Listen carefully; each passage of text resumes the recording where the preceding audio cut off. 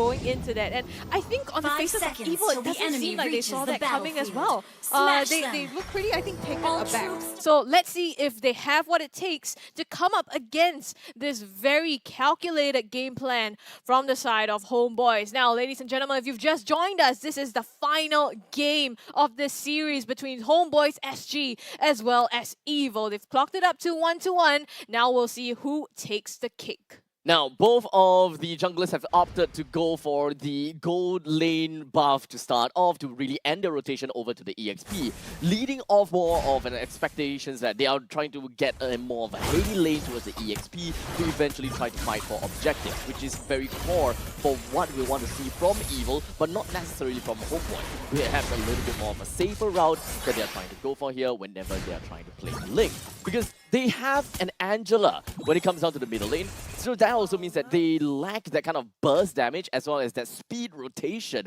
that is available and is needed in order to win in the early stages. Yeah, so not only that, right, having the Link start out on the orange buffers and then moving on to purple would basically for the next few minutes, right, for this next 1 minute, you'll probably see Link on the blue buff and he's able to actually potentially move around the map slightly faster and then go for a kill. Top lane here, we actually see Iritel being a little bit more aggressive, and as Link finishes off his buffing, there is a chance that he can go on to the top lane and get a gank in. But however, he has decided to go for the more safe, conventional Link route, you know, farm everything on the map, make sure you skill up, make sure you get your items before you are effective. Yeah, that is also the beauty of Link, right? You are able to traverse around the jungle and it doesn't necessarily break your rhythm or flow because you can clear out every single one of these creeps before the turtle even pops out. So I would love to see how Homebois actually want to play this out. And in fact, Evil's lineup is something that I absolutely love because actually for what I see, yes, they have a lot of disengaging tools, but from what I see is that Akai has a very multifaceted tool whereby you can use it as a retreat tool, disengage tool, but it also helps you to catch opponents if it's timed right. Homebois already pulling the trigger. Dairy knock up onto Carrot, flicker away. Is it going to be enough? The Cyclone Eye gets him out, but Varian Cure in the backline as well. Powerful with the heavy spin. The Heart Guard is here to protect him, so no Star Shatter is going to take him apart for the moment. Turtle still standing, successfully reset here by Homebois. It was at first leashed over here by Powerful, so they're still going to contest for it. The onward onto Powerful here. Varian Cure, oh my gosh, Twist with the flicker and the knockup. Will it be enough though? Jox goes down in for Powerful. First blood is going to be given up by Verno Cure to Carrot, and it's a 1-for-1 trade at the moment. Jesus actually takes the turtle. Now, I would like to commend Homebois initially, right? Because they are just working it on, even though the very first team fight that they went for didn't yield any substantial value out of kills, but they did manage to force two-person, Carrot and JS, to expand the flicker. That way, they will be able to set themselves up even better for the turtle fight. Yeah, so definitely because you have expanded the flicker, right? In the next 2 minutes, you need to revert the Link, right? Jox here has to get catches on with the Angela. Exactly. Because no flicker, you're just gonna easily pop over to the front of his face and then easily get a kill, right? So in the next 2 minutes, it will be important to see how Jox, after he finishes his buff, how is he going to find the engagement on any of these calls on Evil. But one of the other things that we gotta look out for is, yes, no flickers, but we are also looking at a team that is very heavy on to disengage. Namely Powerful as well. I would want to see how they would want to utilize Powerful's heavy spin. What kind of priority does he want to look out for? Do he want to pop his heavy spin in order to make sure that Jox do not activate any of his blades? Oh, speaking of that, he's gonna use that on Dairy here. Rin against the wall. Jesus gets credit for it. Standout Pax goes down as well. It's 2 on the side of Homebois. Enya tries to hide under the safety of his turret, but the damage is too much for him to take. And it's 3 Evil now dominating this early game. That was initially a buy one, get one free. But it became a buy one, get 2 free. And that is really unfortunate for the side of Homebois. Evil still managed to get those amazing catches, and all thanks to Powerful. And we go back to the topic about Powerful knows what he needs to do for his team. He knows what's best for his team. And having an Akai that allows you to either play very defensively or yet very aggressively with your heavy spin to catch out that one person and deny any form of melee damage or melee contact from Homebois is very, very crucial for that. Powerful secures this turtle here with the Retribution. Jox barely making it in time. He didn't use the Retri. I guess he realized that it was too little too late. So right now it's still Evil with the gold lead here, about 2,000 to 3,000 with 2 turtles in their name. Yeah, so we actually already see the Angela having the fleeting time, right? So this proves that he is ready to engage, right? The moment Jox finds a chance, right? On the side of Jox, he actually have a Corrosion Scythe already, right? He's slowly starting to build up towards the, I believe, the Wind Walker as well. And then this is where he starts to get the damage ramped up a little bit more. And from there, he needs to be able to find these key picks off, because Evo is doing what they are doing right now, right? What they're strong at. They are playing 4-man, they are playing 5-man, and then they are engaging together. And that is the problem that Homebois have, because Homebois is going for this single target style akin to what they did in Game 1. Very no cure going across the Black Dragon form, going for powerful actually, but now he's stunned out. The knockup onto Coconut and Carrot as well. Petrified to stop them, but here comes Swift with the penalty zone. Stops him in his tracks and will put him down. So it's one more, again, 6-1 now for Evil. Going on to Dairy, the knockup and the damage as well. Star Shatter, you know, just to make sure that they manage to seal that. With 2 kills and forcing out a flicker coming from the side of Pex is definitely gonna be great over the side of Evil. They will definitely make full use of this situation and try to press the attack even more. So much that they have decided to infiltrate the enemy's purple jungle and try to take that one out. Oh, Coconut almost getting Enya there. Forces the flicker! But it's Star Shatter that's gonna snipe him down. And now top side, the knockup on to Powerful as well. Forces the heavy spin out of him. Twist takes out the front line. Pex is going to be put in the dirt, and it's a trade across, but I think definitely look at Enya. Pex going down on the side of Homebois. Yeah, so it comes back to the draft, right? Because the moment you see them, Homebois going for this kind of single target kind of a comp, going to the side lanes to farm a little bit more before they want to start the engagement, the composition falls apart, right? For one very simple reason. Evil's gonna group up as 4, as 5, they're gonna team fight, they're gonna force and dive onto your buffs, right? And for the side of Homebois here, actually, having the link, the moment they group up at the purple buff, it's going to be like a 4 or 5-man always on the purple buff. Now, I want to throw a question over to you. You know, the generic idea that we have about mages is wave clear burst, which is not something that Angela have. But what does Angela have is the it's a superior range. In some sorts, he got global presence. But is that really what is going out for Homebois in this instance to substitute a mage for an Angela? Yeah, so we got to talk about this whole position 1 to 5, right? Having the Angela as your position 4, as before we even continue, there's fight going on as we see Jox, you know, going in with the Angela, but unfortunately not having enough damage. Actually. Yes, correct. So not having enough damage, and then at the same time, the purple buff is spawning as well. Not gonna be able to get that so far, so Evil gonna make the best use of that, go into the jungle and remove all these resources from Jox as well. I mean, so far he seems to be farming pretty well, right? Despite all the aggression and the pressure from him, he's a level ahead of Powerful as well. So still being able to farm despite that, but it needs to convert into something. Now, we still have some time for the Lord, and we'll get back to the question. You know, usually we'll have the mage as a position 3 and then EXP as position 4. But there are some special instances where we actually flip the script, and it's for this one. Yeah, so for the side of Homebois here, you actually have your Link as your position 1 and then Brody as the position 2, right? So you got to make up farm from somewhere. So this is where Angela, as the mage player, gives up the farm here, and then you actually have, you see Enya actually rotating a lot between the lanes this game, because he is the one actually helping to clear the mid wave sometimes to make sure that on the side of Homebois, they are distributing their farm evenly, and especially in this game where they have a little bit less farm, they need to be able to prioritize all of their utility forces as well. Catch onto Carrot here, throw back, it's enough to shut him down. Super Jox gets credit for it, passes on here, touches the blades used onto Powerful, and he's gonna pile on the damage here. Very no cure with the Black Dragon form. I think they're gonna leave it as it is for now. The Lord has spawned. They don't want to risk dropping any bodies. And with that said, that means that there is quite a lot of different macro decision coming in from Homebois as compared to the past 2 games.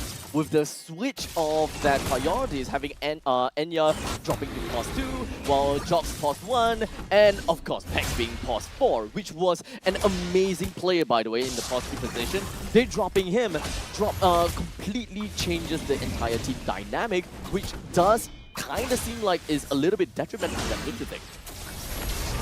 They're fighting for the Lord now though. Jox comes in, he goes all the way to the back line onto Jace's, and it's gonna be Jace's taking first blood onto Dairy amongst it. Powerful, secured by Super Jox here. Here comes the hard guy to protect him and say, fight for the Lord! And it's gonna be Jox managing to take that one for the team.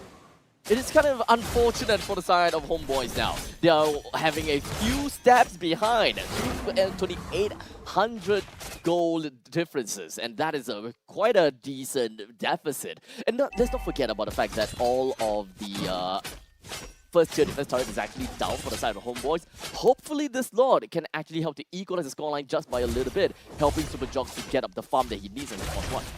Yep, definitely take up even more farm as well, because as a Link, you constantly need to be ahead of your opponents, because by the time they build some defensive items, you're not able to one-shot anyone, and especially when you are playing a composition where there is an Angela backing you up furthermore, you need to be able to make plays like this that you see on the screen, going for this kind of solo plays, taking away Coconut, and then, easily getting away. The revenge comes through though. They're trying to crash onto him, but Super Jox managing to get away. Here. Yeah, perfect play here by Jox, right? And doing exactly what they need to do for that composition and to also open up space as well on the map, right? This gives you that kind of timer where you are able to play for the later parts of the game where you have 3 damage dealers, on the side of Homebois, where you have the Yuzong, the Brody, and the Link constantly doing out damage for the team. But the only problem with this is that you do not have that magic burst damage that we are so used to on packs, right? Yeah. And basically, somebody else has to carry the game, which is Jox in this particular instance, because we are so used to seeing him play the tank jungle. Right? He's always on the utility, even on the archive sometimes. But suddenly now you're shifting him over to, if Jox don't carry, we don't win. I think that is still technically, it's 12 minutes in, so technically it is still counted as pretty early for us to even pass a verdict if whether this change is actually detrimental or is good for Homebois, right? So it still requires some time. The very fact that Homebois have managed to steal the Lord under the noses of evil and to drag the game to this point, I think, and they don't even lose all of the second tier turret, I kind of count it as a win. Yep, so as the game evolves, right, and it goes longer and longer, I don't even think that the Lord, like the next Lord will not determine who wins the game, unless it's like a clear, maybe somebody's out of position, you go for like a 5-4-0 fight, the classic evil style, right, where they're able to somehow get one pick off, and then from there they're able to snowball and then suddenly get everybody off the map, right? That's a possible win condition that you have, but on a more, neutral note, right? You're going to probably see the Lord being contested. It should be a 50-50, but even pushing to the Lord with the Lord will be a bit tough, because at your base defense, this is where your Valor will pop off. This is where the Irritail and the Novaria kind of pop off, right? Yep.